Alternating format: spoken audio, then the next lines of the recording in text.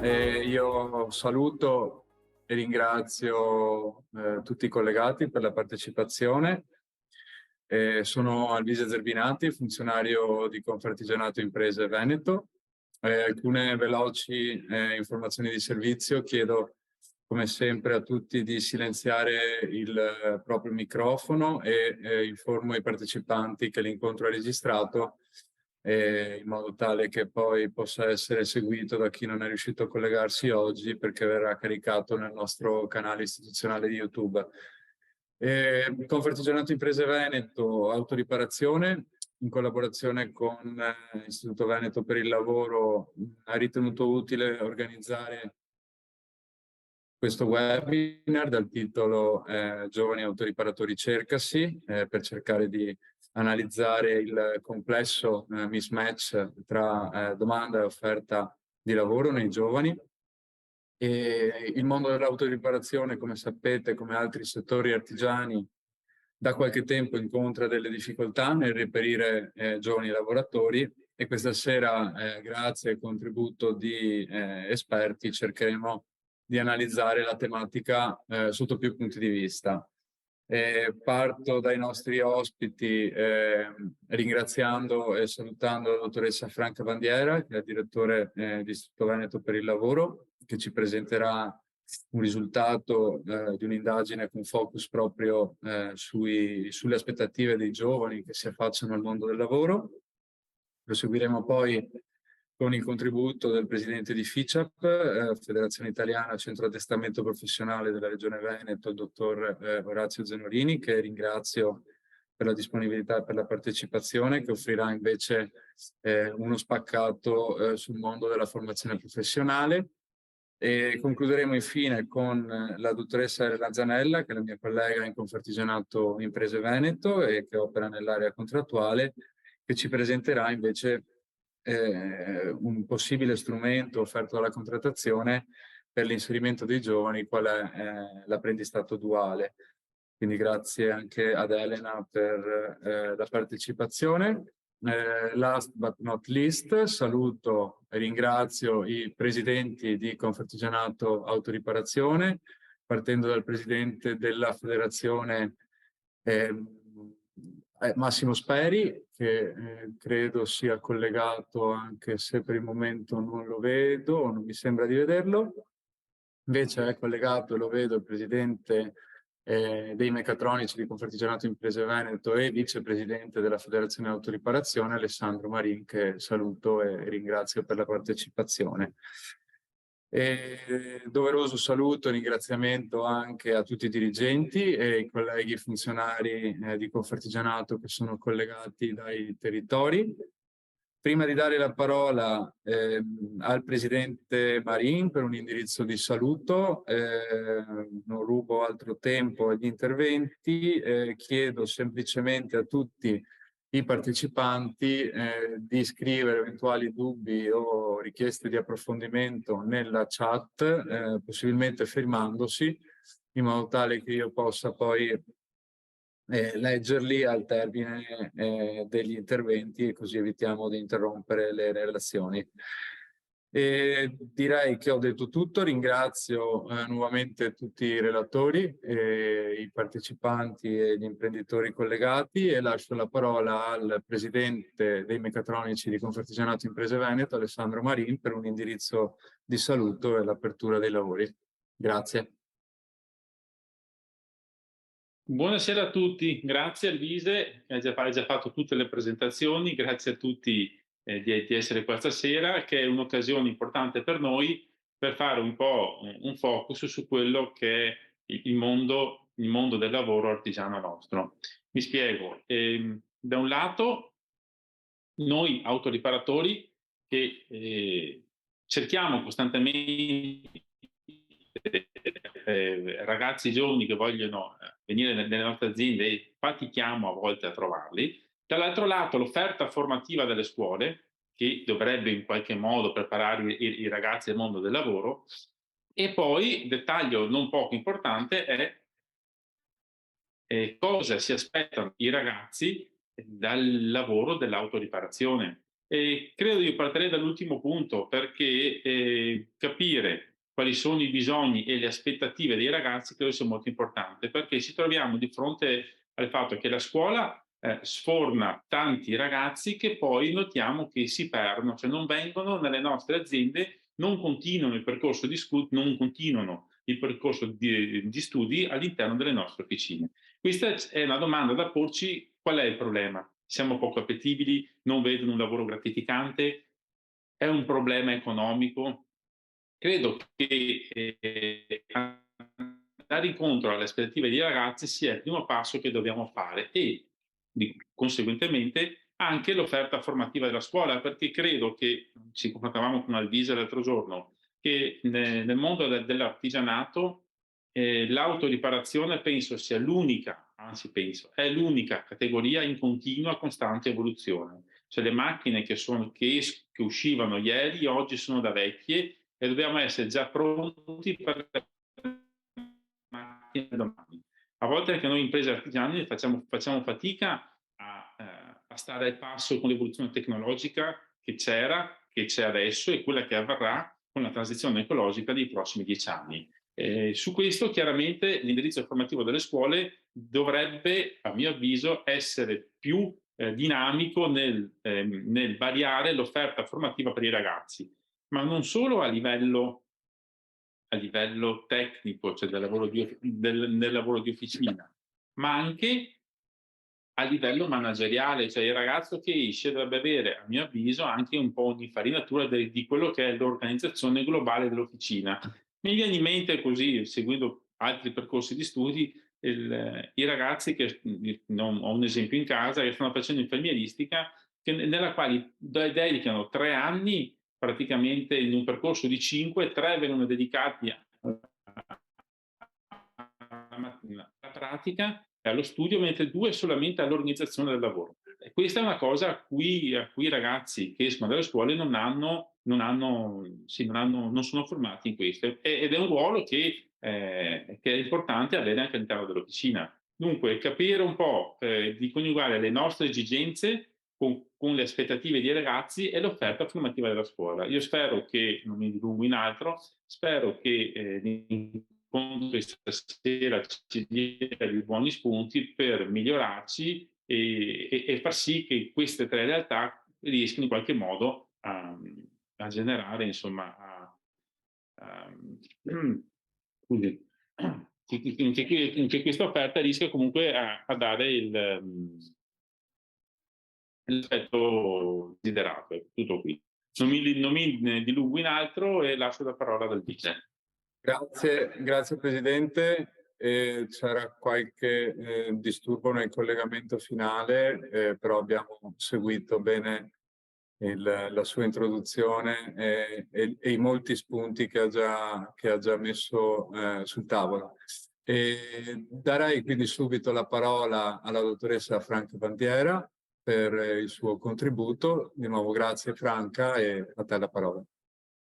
Bene, buonasera a tutti, grazie al Vise, grazie anche ai presidenti per questa opportunità e a tutti i partecipanti appunto per questa opportunità di condividere alcune riflessioni insieme che partono da una ricerca che l'Istituto Veneto per il Lavoro, che ricordo è l'ente di formazione di Confartigianato Veneto e che supporta tutti i centri di formazione professionale nella realizzazione delle attività formative, ha fatto lo scorso anno lavorando su un gruppo di 600 apprendisti che stavano già iniziando il lavoro. Condivido alcune slide così, come dire,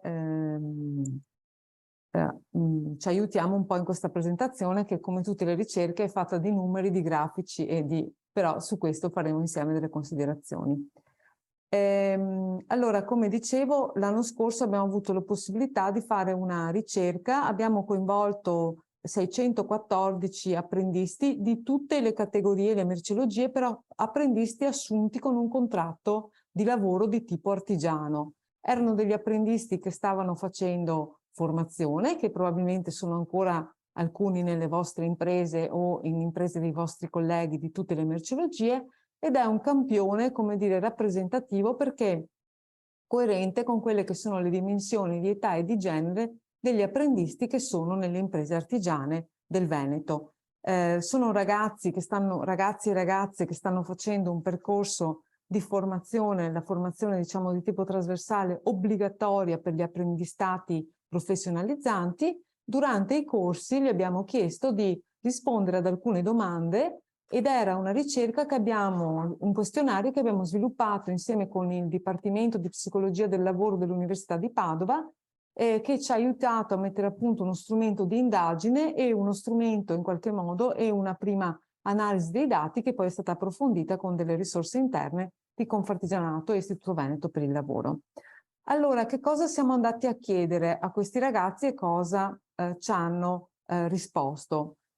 Allora, in prima battuta, una delle prime domande era quali sono, cosa per te, quanto è simile a una persona che considera importante. Questo ci permetteva di, come dire, cogliere alcune dimensioni che rendono il lavoro importante.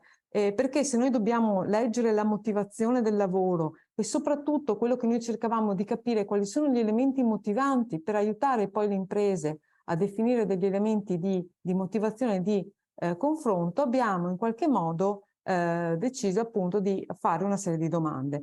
Allora, come vedete, possiamo intanto focalizzarci guardando questo schema e vediamo che le barrette verdi rappresentano il massimo grado positivo, le barre rosse invece rappresentano il grado negativo. Quali sono gli elementi in qualche modo più importanti? Allora, avere un lavoro che diverte e fa stare bene è l'item che ha ricevuto il massimo grado positivo. Lavorare in una organizzazione in cui i diritti del lavoro sono positivi, qua oltre il 60% ha dato il voto di massima positività, e poi scegliere un lavoro che consenta di divertirsi e di godersi la vita. Quasi il 60%. Cosa ci dicono queste prime tre item che hanno avuto il massimo grado di positività? Che in qualche modo per questi ragazzi sta diventando sempre più importante un elemento che in qualche modo avevamo già immaginato perché ne abbiamo sentito parlare molto dai giornali e da quant'altro, ma che anche nelle nostre imprese artigiane abbiamo trovato. In qualche modo c'è un tema di connubio, lavoro e vita extra lavorativa che deve essere importante.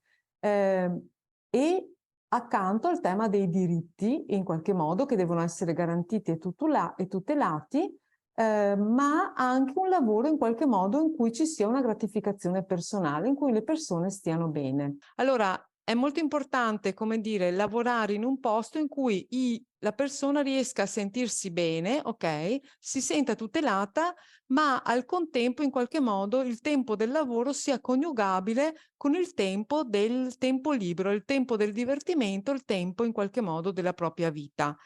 Sono meno interessati a dei lavori che abbiano degli obiettivi sfidanti e magari, come dire, non ritengono importante essere in grado di fronteggiare dei cambiamenti repentini nel mercato del lavoro. Non ci sono differenze nelle varie classi di età.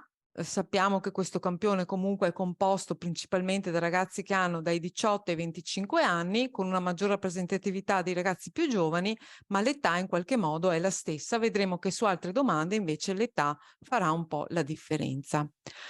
Passiamo ora ad altre considerazioni, perché un'ulteriore domanda che abbiamo posto ai ragazzi è proprio legata alla motivazione. Anche in queste due schermate, questi due grafici sono orientati in maniera diversa a seconda un po' del senso dell'organizzazione, perché, come dire, c'è un tema di positività e di negatività che andava in qualche modo alternata, però facciamo alcune riflessioni. Allora, i ragazzi hanno bisogno di sentirsi apprezzati e ricompensati per il lavoro che svolgono. Oltre più dell'80% chiede questo come un elemento appunto motivante e rispetto al proprio lavoro. e chiedono anche all'azienda di dargli delle opportunità per scoprire quanto vali. In qualche modo sono giovani, sono appunto alle prime armi con il loro lavoro e ritengono che sia l'azienda che in qualche modo debba scoprire quanto loro valgono, non sono capaci di darsi autonomamente un valore. Infatti, anche il terzo item con la maggiore valutazione positiva, oltre quasi il 70%, chiedono un riconoscimento nel lavoro e vedrete che questo item poi ci aiuterà anche nelle domande aperte che abbiamo fatto a tutte queste persone. Ecco, c'è un tema legato all'aspetto economico, vi invito a guardare la voce all'item di 2, lo stipendio e le promozioni non sono cose essenziali, non è vero per quasi il 30% dei nostri intervistati, però ecco il tema degli economics vedrete che come dire, tornerà anche sotto altri punti di vista. C'è una considerazione che secondo me va valorizzata perché all'item il tempo dedicato al lavoro è un tempo speso bene, ecco allora c'è un 30% di persone che è incerto, ok?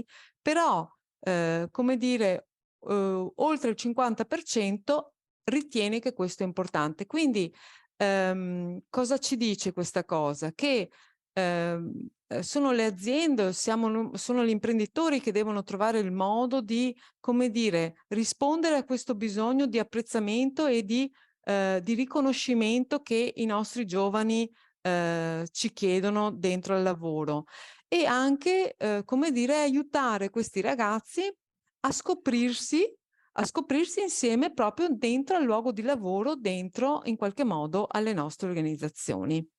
E il tema del riconoscimento è importante soprattutto per i più grandi e soprattutto per le donne. Ecco, quindi, come dire, sembra in qualche modo che alla diminuzione, cioè alla crescita dell'età, in qualche modo in cui ci si aspetta che le persone siano più in grado di darsi un'autovalutazione, invece permane un po' questo tema di invece essere riconosciuti dai ragazzi, dalle imprese per le quali si lavora. Andiamo ora a un tema in qualche modo che abbiamo già visto, che è quello dei ritorni del lavoro, no? Quanto è importante, ecco, per la maggior parte di questi ragazzi, oltre l'80%, è importante avere un lavoro che permetta di raggiungere i propri obiettivi. Trovare nel lavoro una fonte di denaro, queste sono 2 valutazioni paritetiche ed è giusto, il lavoro deve essere sempre ricompensato e anche trovare nel lavoro soddisfazione. Le cose meno importanti sono fare amicizie nel lavoro, ok?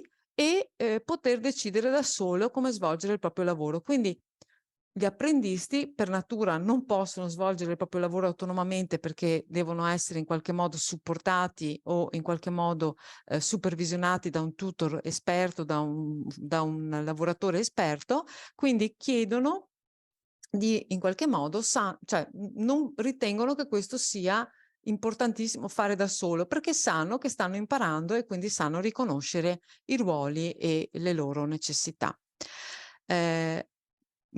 Andiamo a un ultimo tema, prima di passare in qualche modo all'analisi delle risposte aperte, la flessibilità del lavoro. Allora, sappiamo che, come dire, molte volte, e soprattutto il vostro lavoro è organizzato in qualche modo ed è molto legato agli orari di apertura dell'officina, che non sono flessibili e che in qualche modo devono garantire un servizio al pubblico e a tutti i clienti che ve lo chiedono. Però sappiamo che dall'altra parte, come dire, questo tema, l'orario di lavoro, è un tema molto importante per molti ragazzi e sembra sia stato uno degli elementi principali anche delle grandi dimissioni di cui tanto si discute, tanto sentiamo parlare. Allora, la flessibilità del lavoro è essenziale in media tra tutti quelli che hanno risposto per il 30% dei nostri apprendisti ed è in qualche modo il grado successivo di importanza, quindi molto importante ancora, per oltre il 38%, quindi il 60, oltre il 68%, quasi il 69% pensa che la flessibilità sia importante. Come cambia questa cosa? Questa flessibilità, la richiesta di flessibilità cambia all'aumentare dell'età. È molto più importante nei ragazzi che hanno più di 25 anni, il 39%, rispetto ai ragazzi che sono appena entrati, che hanno fino a 19 anni. Ed è leggermente diverso anche tra i maschi e le femmine, perché è più richiesta in qualche modo dalle ragazze rispetto a quelle che sono i ragazzi. Quindi trovare soluzioni organizzative che permettano di avere in qualche momento delle flessibilità di orario può essere importante proprio per, come dire, rafforzare la considerazione e la motivazione di questi giovani apprendisti al lavoro. Passo ora all'analisi delle domande aperte, perché secondo me queste ci aiutano molto, perché ci danno proprio dei consigli pronti all'uso che questi giovani apprendisti ci hanno dato. Il questionario appunto aveva una serie di domande chiuse, perché per fare un'indagine di questo tipo non si può fare diversamente, però abbiamo, tra virgolette, rischiato anche una domanda a risposta aperta, e la domanda era molto semplice: cosa vorrei dalla mia azienda per essere più motivato? Abbiamo poi classificato tutte le varie risposte, ok? Intanto vi dico che oltre il 65% ha risposto, è tanto e poco, è un numero significativo, perché in molte situazioni alla risposta aperta, visto che non era obbligatoria, non si risponde. Invece molti apprendisti hanno risposto, hanno scritto un testo anche molto lungo con delle affermazioni che poi in qualche modo ci aiutano a capire che cosa ci volevano dire. Quindi questo è un segno, secondo me, anche di interesse a dare dei consigli, a dare delle considerazioni, a partecipare alla vita del loro lavoro. Allora, lo vedete subito, la prima barra in alto ha a che fare con i riconoscimenti di tipo economico. Questi sono stati chiesti in maniera diversa, da chi ha scritto semplicemente soldi, a chi avere uno stipendio più alto, a chi avere dei premi in denaro, a chi avere delle considerazioni, comunque diciamo i soldi. Ecco, le risposte, alcune risposte contenevano più elementi, quindi ogni elemento è stato classificato. Però io vi invito a considerare gli altri 3 item che vengono dopo la motivazione, perché tutto quello che noi abbiamo classificato come riconoscimento fa un 13,8%, e anche quello che noi abbiamo classificato come relazioni fa un 7,3%, e anche l'organizzazione. Quindi se noi sommassimo queste 3 cifre, quindi 13,8, 7,3, 6,8%, tra virgolette, avremo la possibilità di accontentare quasi un 30% degli apprendisti, dando qualcosa di diverso dagli aspetti economici. Cosa vuol dire questo? Certo, gli aspetti economici sono importanti, sono in qualche modo essenziali, l'abbiamo visto anche prima, ma ci sono altre cose che i giovani guardano, e in qualche modo adesso andremo a leggere alcuni dei loro commenti proprio per capire che cosa ci vogliono dire. Un'ultima cosa prima di passare ai commenti è che un 7,5% ha dato delle valutazioni positive sul fatto che il suo datore di lavoro, la sua datrice di lavoro in quel momento, gli stava dando, come dire, non aveva bisogno di aggiungere altro per dargli motivazione. E anche questi commenti, che adesso ne vedremo alcuni, sono utili per capire che cosa è importante proprio per aiutarci ad avere una buona relazione con questi apprendisti. Allora vedete qui alcuni commenti che noi abbiamo classificato sotto la voce riconoscimento. I commenti che sono scritti tutti in maiuscolo, quindi in questo caso gli ultimi 2, sono quelli che sono stati classificati come va bene così, perché appunto ci aiutano a capire. Allora partiamo proprio da questi per avviare un po' alcune considerazioni. Allora, una nostra apprendista dice: in realtà nulla, sono molto motivata. In questa azienda, sia da parte dei capi che dei miei colleghi, molto spesso basta una parola brava, ottimo lavoro, per darti la carica, incoraggiarti a migliorare e crescere. Allora abbiamo capito che in qualche modo il riconoscimento che gli apprendisti cercano all'esterno, perché non sono in grado di autovalutarsi, devono essere i capi e i colleghi a darli. E come dire, E anche il commento positivo, quello che potete leggere subito dopo, è: nella mia azienda il lavoro svolto viene riconosciuto non solo con la retribuzione, ma con anche le parole e i gesti, sia dal titolare che dai clienti, e questo è già motivante. Quindi questa persona trova che la retribuzione in qualche modo sia giusta, ma che anche il clima che all'interno dell'azienda viene gestito dal titolare ma anche dai clienti è positivo, perché è fatto di feedback e di gesti che danno una compensazione positiva. Cosa altro chiedono i ragazzi? Più riconoscimenti, anche solo verbali. Molte volte, come dire, si sottovaluta l'importanza di riconoscere quando un lavoro è ben fatto, mentre magari siamo più portati a riconoscere che un lavoro non è stato fatto bene. Riconoscere che un lavoro è ben fatto a volte non ci viene così facile, però per questi ragazzi è molto importante. E vedete che basta un grazie, un bravo o brava. Ecco, proprio ce lo dicono: basta un grazie, un bravo, un brava. Allora, io non credo, come dire, che sia una mancanza di attenzione. È che a volte, come dire, nelle imprese si è presi da tante cose, per cui è difficile anche trovare un tema. E forse c'è anche un altro aspetto, che c'è un gap generazionale. Io che ho più di 50 anni, come dire, non sono cresciuta abituata ai bravo e ai brava. Non è un tema che, come dire, incontravamo quando entravamo nell'azienda, ed era un tema che ci viene difficile. Mentre questi ragazzi lo cercano forse molto più di quanto lo cercavamo noi, di quanto lo cercano i loro fratelli, lo cercassero i loro fratelli maggiori e i loro genitori, e quindi in qualche modo dobbiamo cercare di avere delle considerazioni, una maggiore attenzione da questo punto di vista. Passo all'ultima, in qualche modo, considerazione. Anche qui c'è un tema legato proprio alla comunicazione, e sono tutti gli item che noi abbiamo valutato come relazioni, perché come dire, in qualche modo sembra che ci sia in qualche modo una difficoltà di dialogo.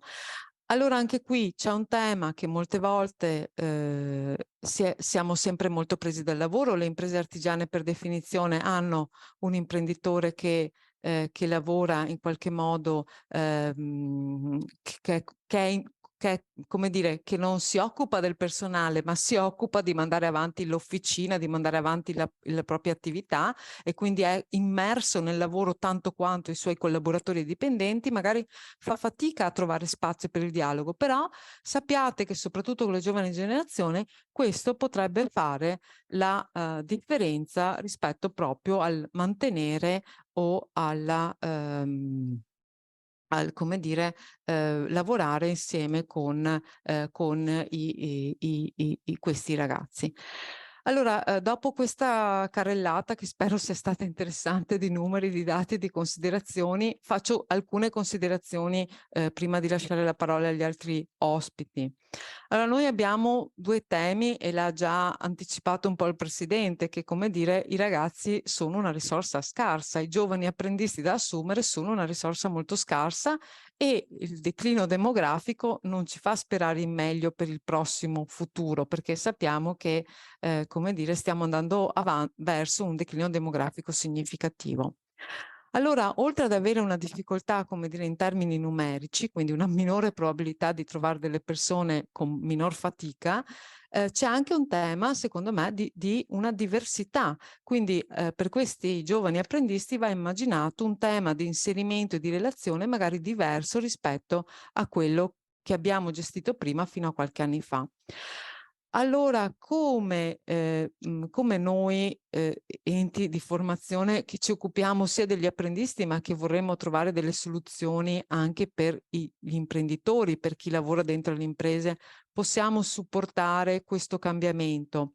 Forse lavorando proprio sulle competenze trasversali sia dei giovani, ma anche di chi sta dentro alle officine, di chi in qualche modo ha un ruolo di responsabilità o di titolare, proprio per aiutarlo a sviluppare un nuovo linguaggio o nuove forme di relazione con questi giovani apprendisti, in modo da trovare una maggior motivazione e un maggior accompagnamento e soprattutto soddisfazione da ambo le parti. Ecco, questa era un po' una mia introduzione al tema sulla motivazione e sulla ricerca. Spero di essere stata abbastanza chiara, casomai se ci sono dei dubbi rispondiamo dopo dalle risposte sulla chat, e grazie a tutti per l'attenzione. Grazie mille Franca, e credo che siano già emersi in questa prima mezz'oretta parecchi spunti e punti di vista interessanti. Io ribadisco, come giustamente dicevi, che invito tutti i partecipanti a scrivere le domande o richieste di approfondimento in chat, perché nel frattempo vi siete collegati in parecchi, quindi pensare di gestire un question time, diciamo, dal vivo è un po' complicato, quindi vi pregherei intanto di riportare in chat le eventuali domande e poi eventualmente, se riusciamo anche a far intervenire l'interessato live, tanto meglio.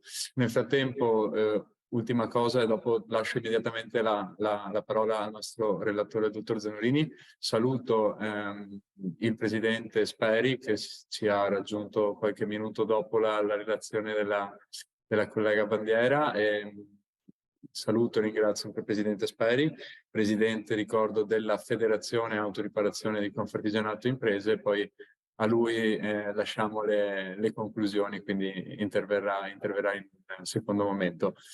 Detto ciò, proseguiamo con il nostro panel di interventi. Lascio la parola al presidente Zanorini di FICAP Veneto.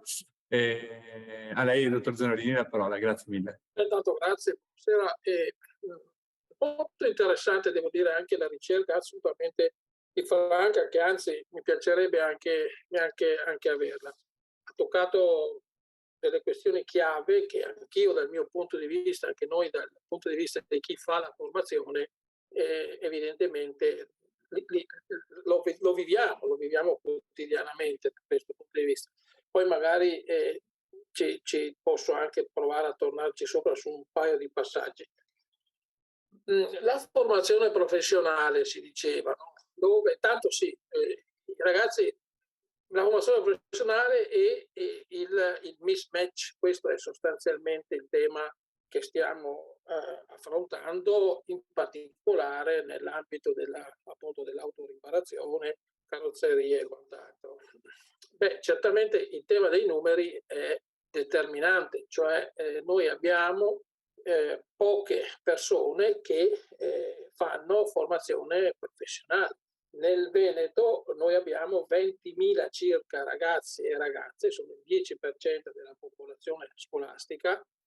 Tanto per avere un'idea, ai licei ci vanno dopo la media il 56%, e salvo poi che il 15% torna indietro, bocciato, e quindi magari ritorna da noi, però con tutta una problematica anche personale, ovviamente di fallimento, e quindi c'è un tema di, come si dice, di gelo invernale sulla demografia in termini demografici, perché io ho un dato di proiezione che arriva all'anno formativo, scolastico formativo 2029-2030, dove i ragazzi nell'età dei 14-19 anni in Veneto, mediamente, con delle differenze da provincia a provincia, saranno meno 30% degli attuali. Quindi abbiamo un problema di prospettiva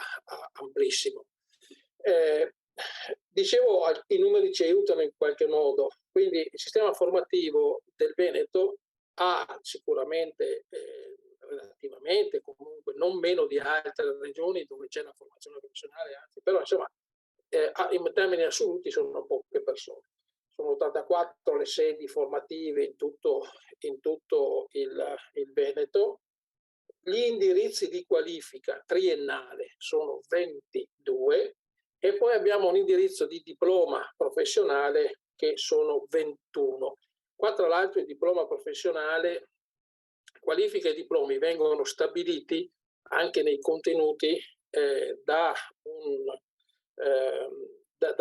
istituzionalmente dalla conferenza Stato-Regioni, e poi ovviamente ci sono dei gruppi tecnici di lavoro che definiscono i contenuti, e oggi stiamo lavorando su qualifiche e diplomi che sono stati rivisti il 1° agosto del 2019, quindi abbastanza vicino alla revisione che è stata fatta.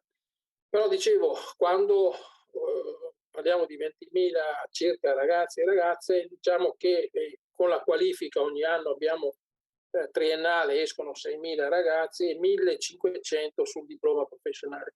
Diploma che tra l'altro prevederebbe proprio una formazione che, tanto per essere chiari, non può essere una qualifica rafforzata e basta, è anche legato molto alla capacità di organizzare il lavoro. Quindi mi rifaccio alle note introduttive del Presidente, che appunto faceva notare che è importante anche che ci sia capacità di entrare nell'organizzazione del lavoro. Ecco, i nostri diplomati dovrebbero essere in grado di farli, perché è uno degli aspetti su cui si punta nel percorso formativo. Però se noi andiamo a vedere, dicevo, questi 6.000 di qualifica triennale e 1.500 circa, adesso prendetele un po' così grossolanamente, ma ci siamo, insomma, mediamente per ogni qualifica e diploma escono 350-360 persone, ma è come un po' il pollo di Trilussa, nel senso che non è paritaria la questione, e qua tocchiamo un punto dolente, il primo, vale a dire che noi abbiamo più parrucchieri, estetisti, se volete anche figure nel campo della ristorazione, che pure insomma, però insomma, abbiamo più figure di questo tipo che rispetto a figure del manifatturiero, e in fondo l'economia nostra sarebbe anche, anzi direi prima di tutto manifatturiera, poi certo i servizi giocano un ruolo importante, ma quindi carrozzieri, autoriparatori, meccatronici, termoidraulici, questi sono poco diciamo scelti dalle famiglie e dai ragazzi. Noi vogliamo capire anche noi, parlo come Ficcia, noi come Ficcia Veneto copriamo circa il 50% di questi 9.000 circa, insomma, quindi abbiamo il 48% dell'attività formativa, il resto è completato, per capirci tra di noi, dall'ENAIP, dai salesiani e da altri organismi minori ma significativi da questo punto di vista. Ci rappresentiamo in un'organizzazione unica, la nostra associazione di categoria, che è Forma Veneto. Quindi noi però come Ficcia, ricoprendo il 48% della formazione, diciamo, quando muoviamo i numeri creiamo una tendenza, o comunque le valutazioni sui nostri numeri sono valutazioni che poi trovano statisticamente una proiezione quasi generalizzata da questo punto di vista. Il tema di capire che cosa fanno i nostri giovani quando escono dalla qualifica e dal triennio, e qua c'è tutto il tema già emerso nella ricerca: ci stanno perché ci stanno, vanno via perché vanno dal lavoro, scelgono altri lavori rispetto alla qualifica, quindi hanno impieghi non congruenti. Ecco, devo dire che finalmente dopo 1 anno e mezzo che ci abbiamo provato, l'organismo che ha in mano quasi tutti questi numeri abbastanza facilmente, Veneto Lavoro, con questo siamo riusciti a siglare una convenzione, un accordo, superando tutta una serie di problematiche legate alla privacy e quant'altro, ma insomma alla fine noi a settembre del 2024, iniziando adesso, diciamo a giugno, riusciremo ad avere il dato di circa 2.800 qualificati nostri, cioè che cosa fanno, perché è inutile, non si può capire prima, e non basta dire abbiamo 8 ragazzi che fanno il triennale di qualifica nell'auto piuttosto che nel termoidraulico, perché devono capire cosa faranno dopo, appunto con tutte le variabili anche molto, diciamo, impattanti, come quella necessità di avere tempo libero, flessibilità, eccetera, che condizionano non solo il volerlo fare il lavoro, ma il mantenerlo quando si è deciso di provare a farlo. Dicevo, 2.800 qualificati a settembre 2024 e circa 600 diplomati. Ecco, lì per l'80% avremo dati precisi rispetto a quello che faranno, e cominceremo anche noi ad avere delle valutazioni che al momento opportuno scambieremo sicuramente. È evidente una cosa, che il 20% è fuori, ma è fuori per il fatto che o studiano sti ragazzi o hanno aperto la partita IVA o lavorano in altre regioni. Comunque noi dovremmo fornire a Veneto Lavoro nella convenzione il dato di questi 20%, e quindi andremo a ricercarlo successivamente telefonando direttamente ovviamente alle persone, ma un conto è farlo per tutti, un conto è farlo per un 20% circa, insomma questo è reggibile. Ma comunque già fin da adesso vengono con chiarezza diciamo due questioni di fondo, cioè il tema dei numeri che l'abbiamo già detto, e poi c'è un tema di impatto tecnologico. Ecco, io lo dico perché poi alla fine cercherò di dire quali sono anche alcune piste su cui provare ad insistere, ma ci sono delle piste che, come dire, sono al momento contingenti per alcuni aspetti, le definisco così, e poi però c'è un aspetto strutturale con il quale io vorrei anche così confrontarmi, e credo anche in qualche modo capirmi con voi, e chiederò a Franca di condividere una slide che ho passato perché a caso ho qualche problema tecnologico, e sono riuscito adesso a fare il collegamento che non ci confidavo proprio al 100%. Allora, qual è la questione dell'impatto tecnologico? L'ha detto prima sempre il Presidente, le scuole non ce la fanno, le scuole di formazione professionale non ce la fanno a stare al passo con queste, diciamo, evoluzione che è quella che è, insomma, velocissima, lo sapete meglio di me, eccetera, i costi e quant'altro. Poi c'è anche da dire che purtroppo le istituzioni che sono preposte a Regione, francamente per prima, a fare sistema di formazione professionale, qualche sforzo in più si potrebbe fare, perché le risorse tra l'altro ce ne sono fino al 2026-27 parecchie, anzi forse troppe per la capacità nostra di utilizzarle bene. Dicevo che il tema comunque della tecnologia impatta, e quindi è importante che i nostri ragazzi, anche per una questione di motivazione, si trovano davanti ambienti di lavoro che siano, non dico uguali al 100%, ma non lontanissimi. Cioè, non può esserci, insomma, se le auto oggi sono quelle elettriche ibride, credo che io non ne capisco granché francamente, però insomma ho capito che non è che poi se gli fai la formazione senza fargli vedere un'auto elettrica o ibrida li motivi granché rispetto al fatto che sanno bene che cosa circola fuori. Quindi di per sé è importante che questo gap venga in qualche modo colmato. Allora, la prima pista di lavoro mi verrebbe da dire che è quella proprio di vedere se in termini anche strutturali, vuol dire insomma più che strutturali un po' di sistema. Per esempio potremmo capire, io parlo come Ficcia Veneto in questo momento, ma insomma come dicevo i numeri li copriamo circa la metà, potremmo capire dove, sappiamo bene ovviamente dove sono le nostre scuole che fanno carrozzerie e autoriparazione, potremmo capire del sistema confartigianato quali sono le aziende che si trovano in quelle aree, e potremmo anche vedere come fare in modo che i nostri ragazzi anche nell'organizzazione formativa possono, diciamo, accedere durante il percorso formativo in termini programmati, organizzati e quindi anche sistemici alle tecnologie che voi avete, che sono per forza all'avanguardia se si vuole reggere e tenere sul mercato, evidentemente. Questa è una delle piste di collaborazione, quindi riuscire proprio a strutturare magari anche all'inizio con qualche prototipo, insomma qualche sperimentazione di 2 o 3 scuole da una parte e alcune aziende dall'altra, e capire se la cosa è fattibile, fin dove è fattibile, quali sono le problematiche. È un modo per aggirare, diciamo, il gap tecnologico. Ma quando io vi dico che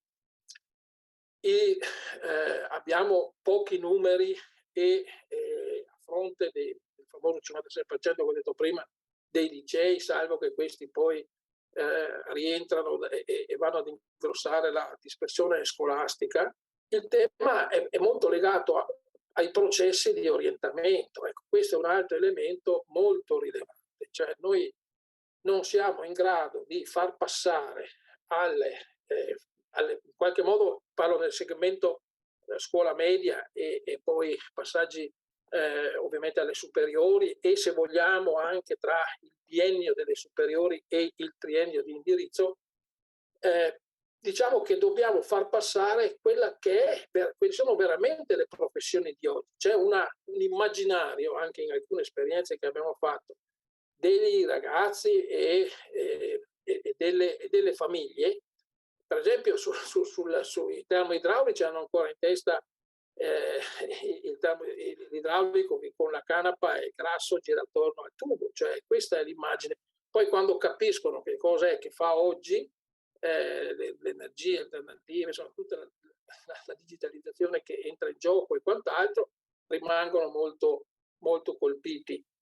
Lo stesso vale per esempio sulla parte elettrica, i cosiddetti elettricisti, no? Siamo ancora fermi al concetto degli spelafili, come si diceva un tempo. Evidentemente qua invece siamo entrati nell'era della domotica. Quindi, e vederlo, toccarlo con mano, ripeto, da parte di famiglie e ragazzi, è un elemento sicuramente di riflessione. Ecco, per esempio, la seconda pista di lavoro che mi sento così di introdurre è quella di dire, anche lì in termini strutturali non occasionali, perché vuol dire creare, non dico strutturali, vuol dire che se si fanno delle sperimentazioni si possono fare cercando di vederle come dei modelli trasferibili, allargabili, diffondibili. Ecco, in quella logica lì, qua c'è un tema di partecipazione delle imprese alla comunicazione da una parte la comunicazione sulla cultura del lavoro, perché noi siamo ancora fermi alla cultura predominante umanistica degli anni 20 del Novecento, e poi sul tema di che cosa vuol dire le professioni oggi, non tanto le nuove, anche quelle tradizionali che sono cambiate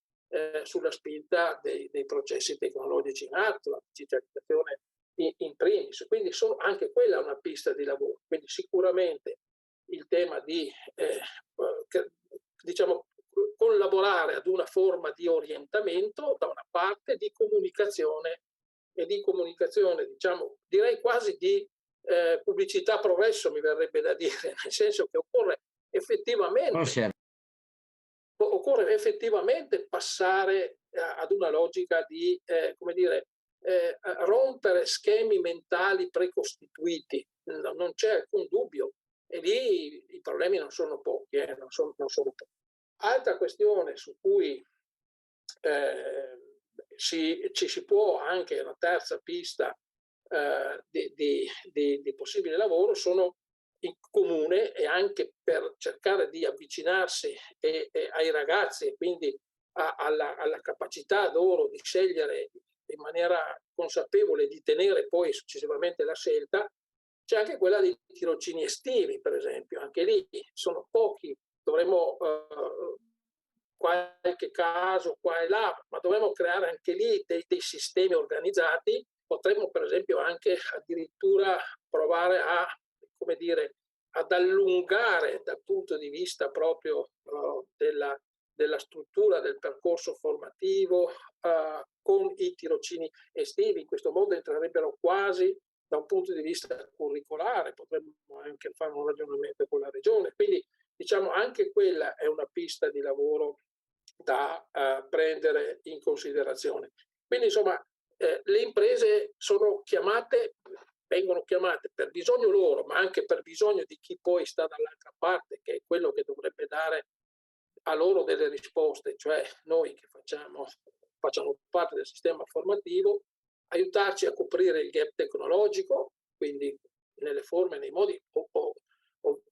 La settimana prossima sono all'Istituto Berna di Mestre, dove inaugurano una nuova carrozzeria, ma c'è stato un finanziamento della Camera di Commercio di Venezia di circa 100.000 euro, quindi lì avremo una carrozzeria importante. Sempre è possibile avere qualcuno che ti mette nelle condizioni di avere 100.000 euro di investimento, però ecco, come dicevo, nelle forme comunque di fruire delle attrezzature che sono nell'impresa con una organizzazione dell'anno formativo calibrata anche su queste uscite ben come dire, programmate appunto, beh, insomma, la cosa potrebbe essere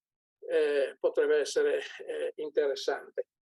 E il tema dell'orientamento e il tema della comunicazione e dei tirocini estivi. Ecco, queste sono, diciamo, delle piste di lavoro che mi sento di suggerire. Sicuramente non abbiamo qua, ecco qua siamo, dicevo prima, sul contingente, cioè abbiamo delle problematiche, le avremo sempre di più sul calo demografico e certamente cerchiamo di dare delle risposte che poi sono quelle di avvicinare sempre di più le imprese alla formazione, e il tema del duale che viene dopo il mio intervento sicuramente andrà nella direzione giusta, cioè va aumentata la dualità del sistema formativo, quindi del rapporto in termini di coprogrammazione, di coprogettazione e anche covalutazione insieme alle imprese.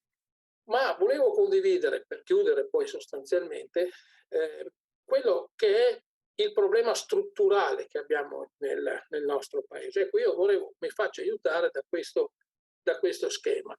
Quando generalmente io lo presento, dicevo a Franca che l'ho presentato alla CIS Veneto, agli esecutivi della CIS Veneto, quindi una trentina di sindacalisti, e tutti conoscevano questo azzurro. Evidentemente sappiamo tutti che dalle scuole superiori si passa al diploma, col diploma di istruzione secondaria superiore all'università, punto. Però poi quando i problemi sorgono, quando non tutti sanno che noi abbiamo un sistema che è professionalizzante, cioè noi dovremmo andare verso l'alta formazione. L'alta formazione sono gli ITS, l'istruzione tecnica superiore o tecnologica, adesso con la riforma superiore che è il biennio, no? Dove ci sono 20.000 ragazzi in tutta Italia. Questo stesso canale formativo in Germania, tanto per dare un'idea, se noi ne abbiamo 20.000, l'equivalente tedesco è sui 900.000 ragazzi, la stragrande maggioranza in sistema duale, quindi immaginatevi anche in termini di competenze la capacità di competere che ha la Germania nei nostri confronti. Ecco, però dov'è il problema che dicevo? Si situa sostanzialmente sul triennio della formazione professionale. Abbiamo parlato prima appunto delle qualifiche, dei quarti anni. Ecco, dei quarti anni noi ne abbiamo oggi in Veneto 86. Questi come vedete sono quarti anni di diploma professionale che vengono svolti esclusivamente in sistema duale, quindi vuol dire che lì tutti 86 questi corsi sono con le imprese, il 50% del tempo viene passato nelle imprese, il 50% in termini formativi ovviamente, ma anche lavorativi, e il 50% nella scuola di formazione, nel centro di formazione.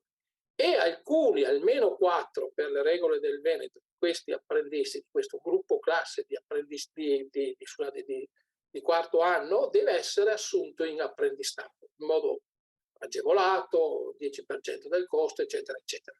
Però sicuramente, ecco, avviene anche in qualche occasione, cioè diciamo abbiamo anche 12 corsi che nel triennio di qualifica professionale, 12 tutto il Veneto, quindi tutti 3 anni, tolto il primo perché non possono essere presi come apprendisti per limiti d'età, ma insomma diciamo che dal secondo e il terzo lo fanno in apprendistato, quindi vuol dire che tutto il triennio è sostanzialmente di carattere duale, ma sono diciamo solo 12, ne abbiamo 86 in quarto anno, e da quello che emerge rispetto alle imprese, le imprese prediligono assolutamente avere ragazzi di quarto anno, che significa sui 18 e 19 anni, che appunto arrivano in azienda anche assunti come apprendisti e sui quali poi si può anche provare ad investire. Qua però c'è un primo blocco: non tutti i ragazzi possono farlo perché non ne abbiamo a sufficienza. Non ne abbiamo a sufficienza di questo canale. E quindi non riusciamo a soddisfare tutte le domande che avremmo il quarto anno.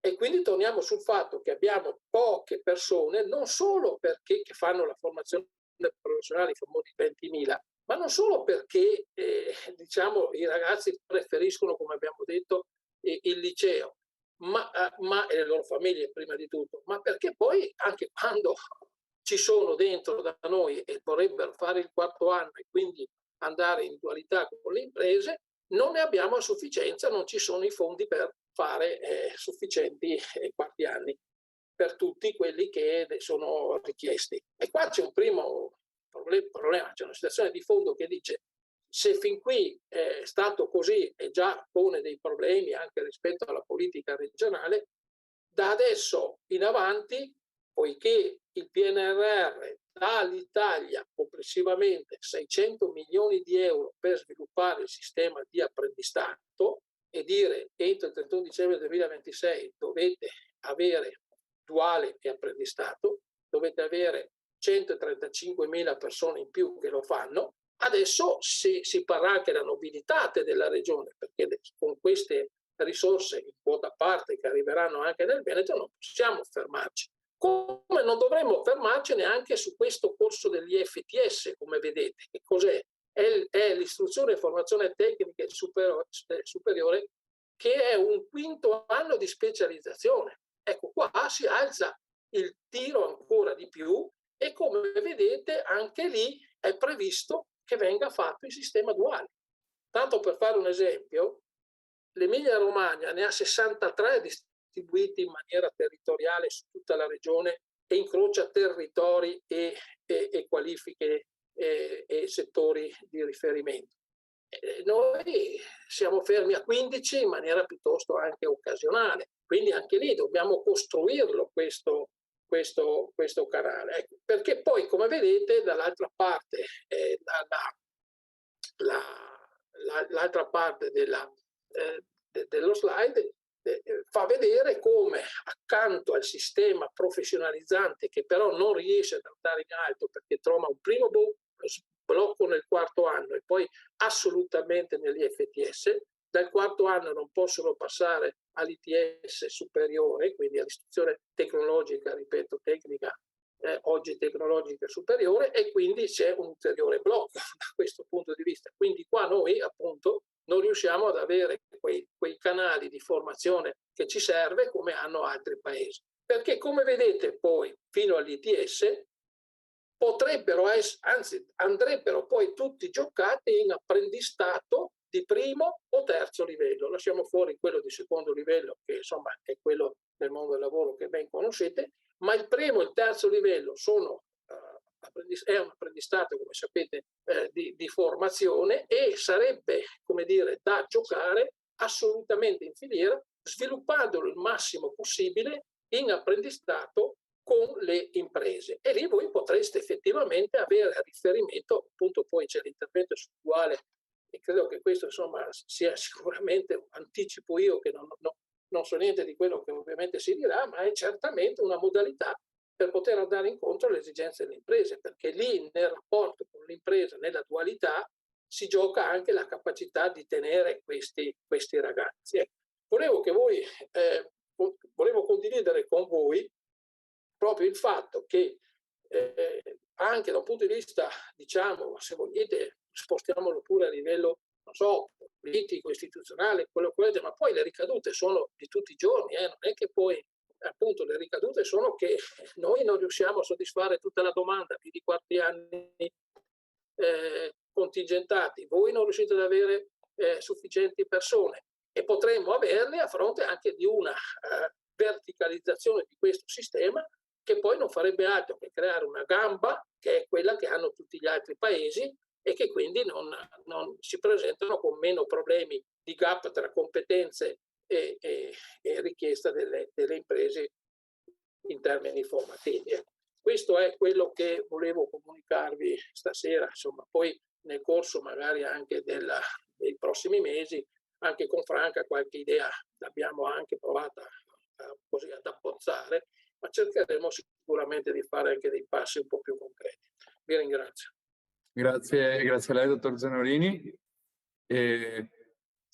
Io ho visto che nel frattempo sono arrivate in chat alcune domande e considerazioni, però come dicevo le lascerei alla fine, proseguirei con le relazioni, anche perché il presidente Zanorini ha alzato un po' la palla a Elena Zanella, la collega di Confartigianato che si occupa del contrattuale e che ci parlerà proprio dell'apprendistato duale, che è stato nominato già da dottor Zanorini quale possibile strumento di inserimento dei giovani nell'impresa. Quindi darei la parola a Elena e invito chiunque altro avesse domande o richieste di approfondimento di scriverle nel frattempo nella chat e al termine le rispondiamo.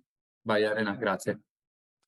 E buonasera a tutti, intanto grazie mille al Vise per l'organizzazione e grazie a tutti voi per essere qui e dare la possibilità di discutere di queste tematiche che sono attualissime e interessano tutte le imprese. Allora, io ho preparato delle slide che ora condividerò in modo tale che alcuni dati possano essere chiari. Allora, come vedete dal titolo, il mio intervento è relativo all'apprendistato duale e come questo possa essere uno strumento di inserimento al lavoro. Prima però di arrivare al nucleo della tematica, ossia l'apprendistato duale, credo sia interessante e importante cercare di fare una panoramica del nostro mercato del lavoro e i giovani e del perché il nostro legislatore abbia introdotto e promosso questa tipologia di contratto a partire dal 2003 e in particolare poi con la riforma del 2015. Purtroppo, come è noto a tutti, la transizione fra il mondo della scuola, dell'università e il lavoro è spesso per i giovani italiani un processo lungo e faticoso. E vi ho portato dei dati che anche in un'ottica di confronto internazionale testimoniano purtroppo questa difficoltà dei giovani e del mondo del lavoro. Innanzitutto il rischio di disoccupazione degli under 30 nel nostro paese è circa il doppio di quello rilevato per l'Unione Europea.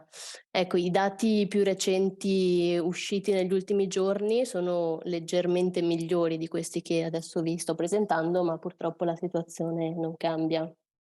Come vedete dal grafico, infatti, poco meno di un giovane su 3, tra coloro che vorrebbero un'occupazione, rimane fuori dal mercato del lavoro.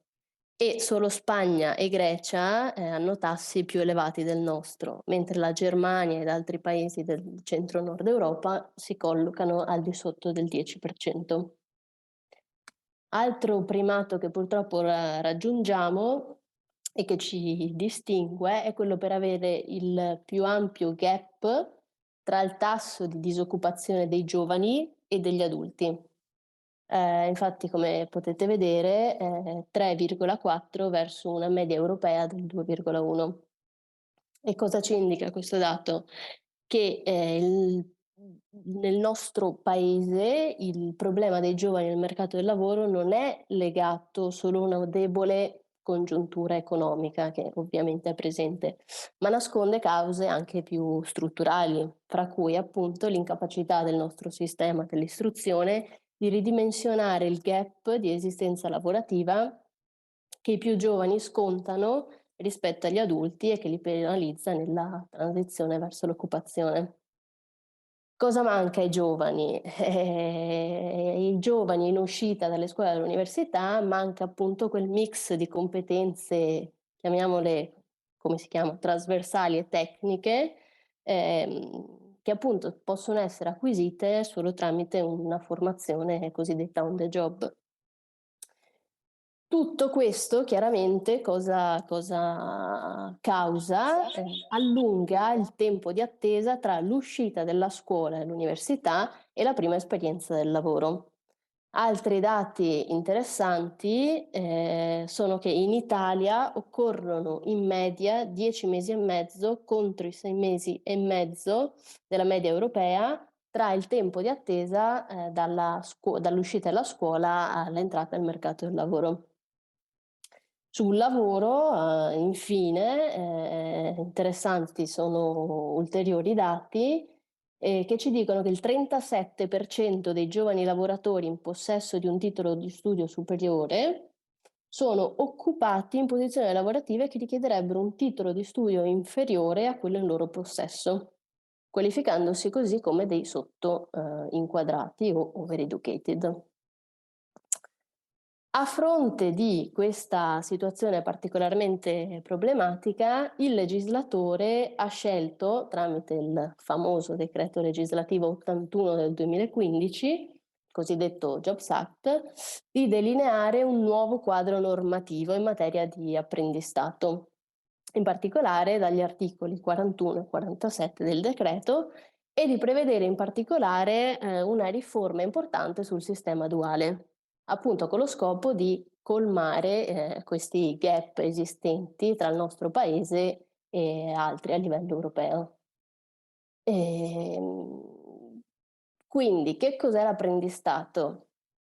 Lo troviamo nell'articolo 41 e come vedete è un contratto di lavoro a tempo indeterminato finalizzato alla formazione o all'occupazione dei giovani. Sono previste 3 tipologie. Primo livello, la qualifica, il diploma professionale e il diploma di istruzione secondaria superiore, certificato di specializzazione tecnica superiore, e è riferito ai giovani dai 15 fino al compimento dei 25 anni. Di secondo livello troviamo l'apprendistato professionalizzante per l'acquisizione di una qualifica professionale per i soggetti ai 18 e 29 anni e l'apprendistato di terzo livello per l'alta formazione e la ricerca per i soggetti dai 18 ai 29 anni. Quali sono i periodi dell'apprendistato? Si suddividono principalmente in 3, perché infatti inizialmente può essere previsto un periodo di prova in cui vi è il libero recesso. Successivamente si passa al vero periodo di apprendistato e terminato questo, automaticamente il contratto può trasformarsi in un contratto di lavoro subordinato a tempo indeterminato. Ed è questa la ragione del perché l'apprendistato è un contratto a tempo indeterminato. Perché si parla di apprendistato duale? Rispetto ai 3 livelli che abbiamo visto precedentemente, infatti il sistema duale riguarda la prima e la terza tipologia di apprendistato e sono appunto quelle rivolte al conseguimento di un titolo di studio. Perché si parla di duale? Perché appunto è un sistema integrato di formazione e di lavoro e quindi è a tutti gli effetti un percorso di studi per l'ottenimento di un diploma di qualifica o di istruzione secondaria superiore di livello universitario.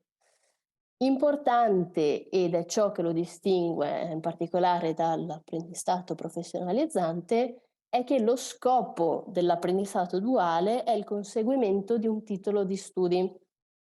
E dunque il ruolo della formazione diventa particolarmente rilevante e riveste appunto un ruolo centrale. Quali sono i titoli che possono essere conseguiti tramite l'apprendistato duale? Beh, innanzitutto parliamo di apprendistato di primo livello e i titoli conseguiti dai giovani sono quelli della qualifica professionale, diploma di istruzione secondaria superiore e il certificato di specializzazione tecnica superiore. Ecco, la normativa ci dice che il contratto di apprendistato duale deve avere una durata minima di 6 mesi, mentre per quanto concerne il tempo massimo, questo è differente in base alla tipologia di titolo conseguito. Quindi, come vedete, va dai 3 ai 4 anni o un anno nel caso di certificazione. Diverso invece per il contratto di apprendistato di alta formazione e in cui i titoli conseguibili sono il diploma di istruzione tecnica superiore, la laurea triennale magistrale, il master di primo e secondo livello e i dottorati.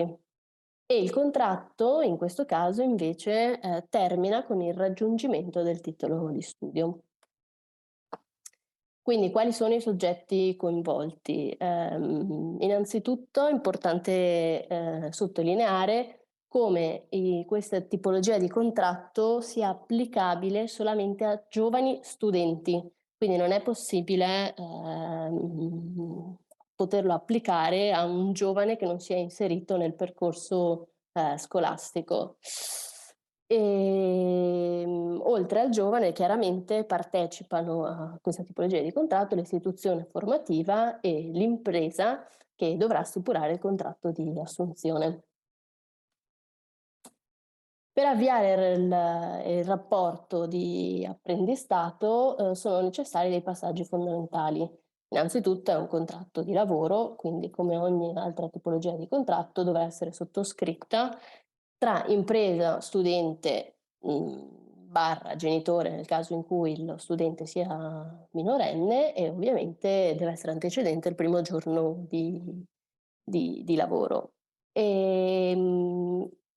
Cosa caratterizza questo contratto? Innanzitutto deve essere presente un piano formativo individuale, quindi che deve essere redatto sullo schema dell'allegato al decreto interministeriale del 12 ottobre 2015, in cui viene definito in particolare il contenuto e la durata e i risultati attesi a conclusione del percorso. Importante che devono essere individuate due figure fondamentali, ossia il tutor formativo e il tutor aziendale. Altro passaggio fondamentale è il protocollo, in cui viene definito il contenuto e la durata dei rispettivi obblighi formativi e l'impresa deve dare comunicazione su Coveneto, cui dovrà appunto indicare il periodo di inizio e di fine del contratto. Cosa consiste questo contratto duale? Come vi dicevo prima, il momento della formazione è particolarmente rilevante e la norma prevede due tipologie differenti di formazione.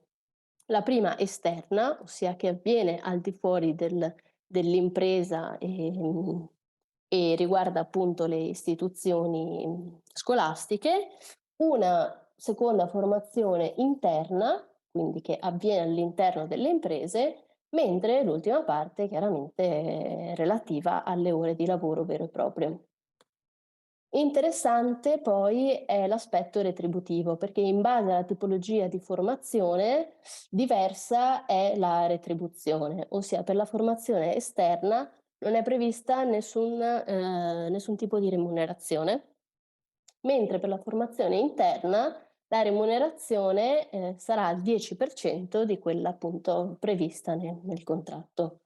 Le ore di lavoro, quelle sono remunerate rispetto a quanto stabilito dal contratto, che può prevedere una percentuale inferiore rispetto alla retribuzione prevista per lo stesso livello di inquadramento.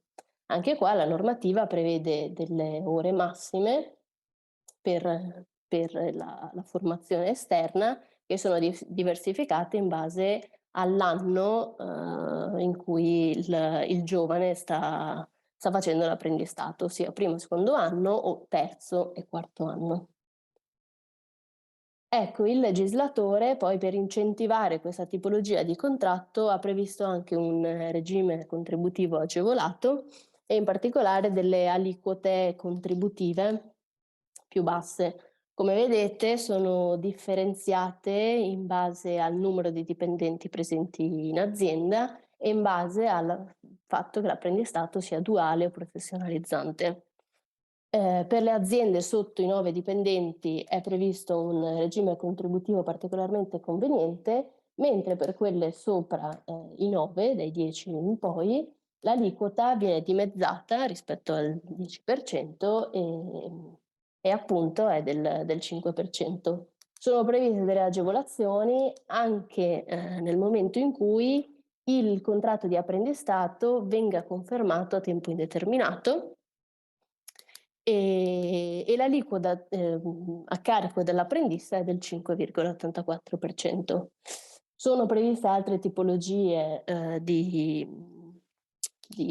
altri vantaggi per le aziende, come vedete l'esonero del versamento del cosiddetto ticket di licenziamento, lo sgravio totale dei contributi a finanziamento NASPI, i fondi interpersonali per la formazione continua e chiaramente il vantaggio principale è quello relativo al fatto che parte della formazione, la maggior parte, sia svolta all'interno dell'impresa e facilita dunque il ragazzo ad apprendere la mansione svolta all'interno dell'azienda.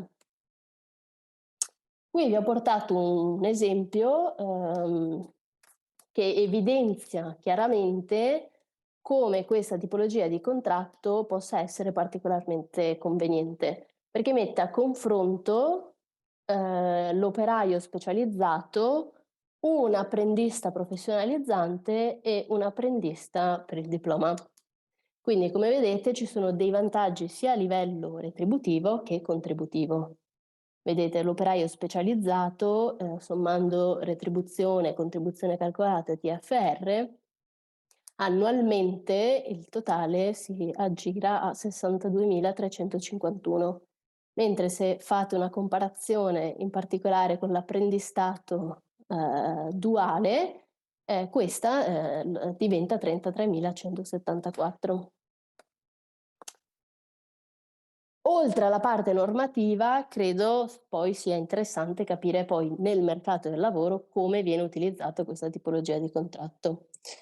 Questi sono i dati che tramite l'Ufficio Studi di Confartigianato abbiamo potuto esaminare tramite dati di Veneto Lavoro e queste sono le assunzioni in impresa in Veneto totali.